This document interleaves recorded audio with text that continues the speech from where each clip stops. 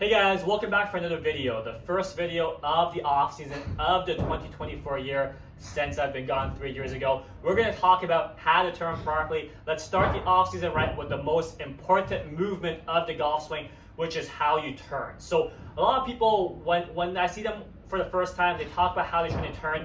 They always tell me, oh, I'm trying to keep the head steady. I'm trying to point my lead shoulder down at the ball. That inevitably makes them move in a way that does not turn properly, okay? So to turn properly, start with this. Put the club across your shoulders, look straight up at the camera or at the wall, and if you can do this, just turning the trail side back, then you will be able to turn properly, okay? If you can do this, chances are you have no flexibility issues. More people, often than not, their body is good enough to turn properly.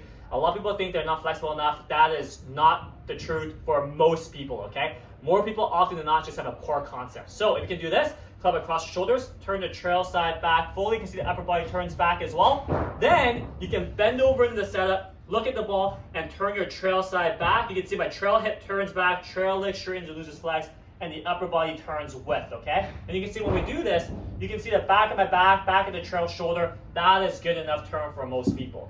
So as we do this, you can see when the trail hip turns back, the trail leg would straighten and loose flex. It's not going to lock out, but the trail hip has to turn back. The trail leg has to straighten a bit for the trail hip to turn back, and as a result, my upper body has a lot more range to turn. If you don't turn the lower body, you just keep it locked, upper body can only turn so much. You can see from the face-on view, if I don't turn my lower body, my upper body can only turn so much. We have to let the lower body freely turn so the upper body can freely turn as well. So that is foundation number one, okay? So if you can do that, how it will look is if we draw lines beside the hips, okay? The lower body should be able to turn within the lines.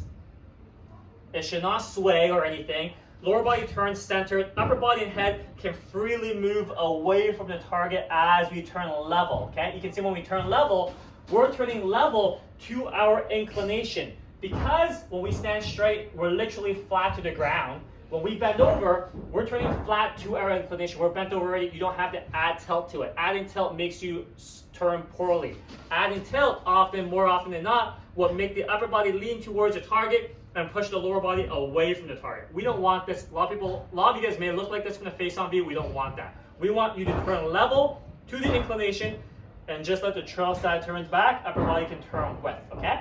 And you can see when we do this, I'm letting the head and upper body move away from the target. Let that happen for now. Maybe in the future you want to keep your head steady. We can talk about that. But for more of you than not, letting the head and upper body move 6 to 12 inches away from the target will help you free up the turn. So when you practice, here's the routine for you, okay? You're going to stand straight, look straight up. You can put your phone in front of you or iPad facing you for some instant feedback. Slowly turn to a count of 3. 1, 2, 3. Okay? Then you bend over, copy that same level turn. 1, 2, 3. I feel good, and all I care about is moving the body that's in that same way. Nothing else matters. I just turn, and then whatever happens, happens. I don't care about how the arms are moving, how the hands are moving, how the club is moving. All I care about is replicating that body turn. If you can't turn properly, it doesn't matter how your arms and hands and club are moving if you're trying to build a reliable golf swing. So, again, here's a routine. If all you can do at home, you can't hit balls, is this. You just look straight at the phone, flat, stand straight, flat turn slowly. Then you replicate it when you bend over, look at the ball, and just slowly turn. Trail hip turns back, trail leg straightens, loses flex, upper body turns fully. That's all you have to do. When you look at the camera, it should look like this. Lower body centered, head and upper body can move slightly away from the target as we turn. That's the turn, okay? Now, if you can go to the range, the indoor dome, the Sims and hit ball, you do the same thing.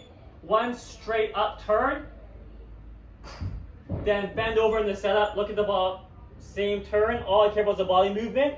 And then I bend over, and all I care about is the same body movement. Whatever happens, happens. And then turn through it. Whatever happens, happens in downswing, okay guys? So that's foundation number one. If you can turn properly, then you can afford to start building on top of that. Improve how the arms work, improve how the hands work, improve how the club works. But for now, if you don't turn properly, trying to improve that turn as foundation number one over the course of the next 6 months and this winter off season for us here in North America and the northern parts of the world. Places that snow would be good. So try that out. Any questions, leave in the comments below, and we'll catch you guys next time. Thanks, guys.